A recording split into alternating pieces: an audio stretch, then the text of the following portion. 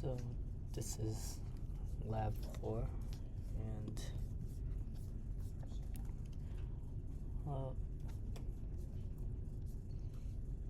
these are the things that I've made using the code thing.py,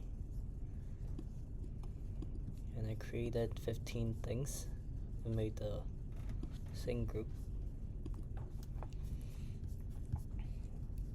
Yeah, after I ran this was set, and all the private keys and public keys were stored. And here's the thing group that I made.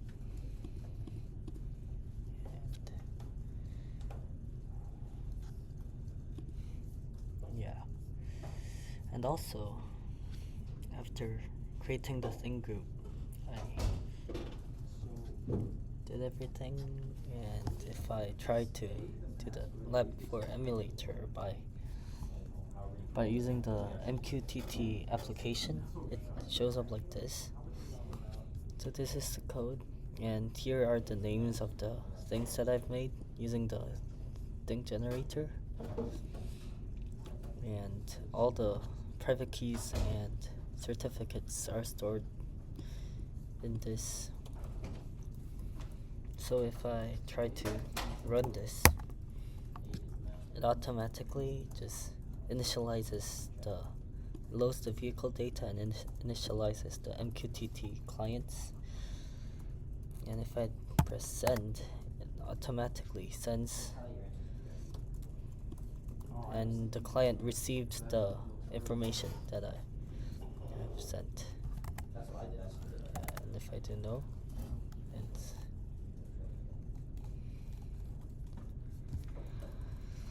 and it is shown like this as I made this, and it says payload. So here's all the code that I used in this lab.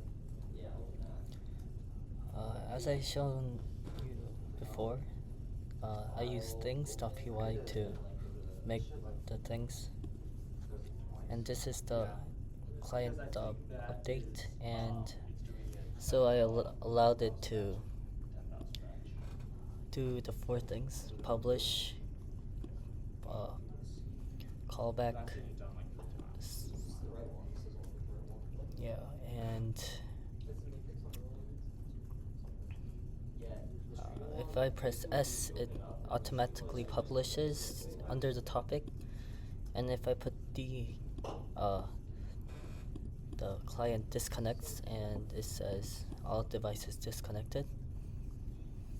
And this is how the IoT MQTT test client and the terminal interacts with each other.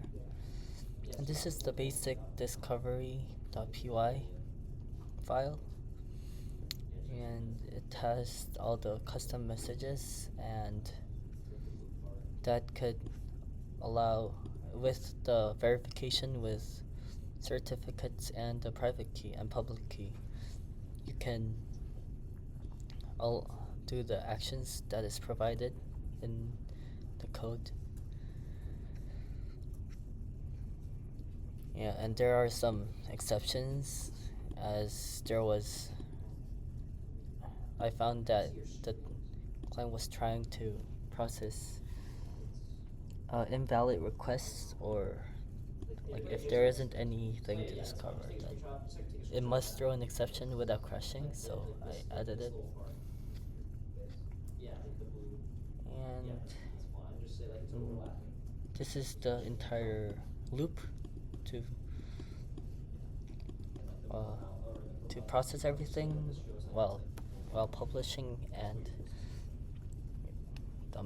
put it in the JSON file.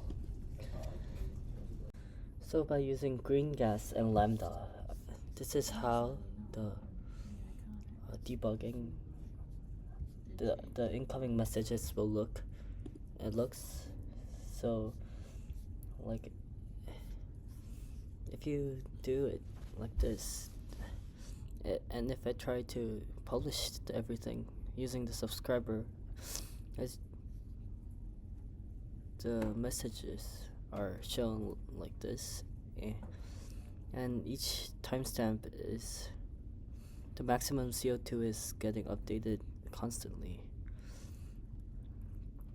And this is how the IoT cloud works.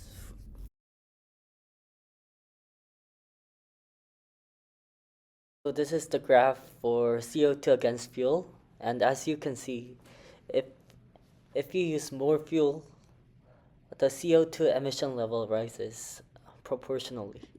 This is the log CO2 against noise pollution. I logged it because this will allow it to show a linear trend between those two. As the noise decibel goes higher, there is more CO2 involved and used in making that noise. So this shows that the noise pollution also, as the noise pollution get higher, more CO2, which is air pollution, is also increasing.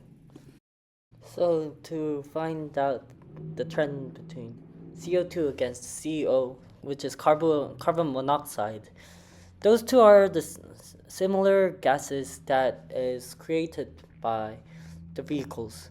So they, as one increases, the other one increases as well, and this shows a linear trend between those two.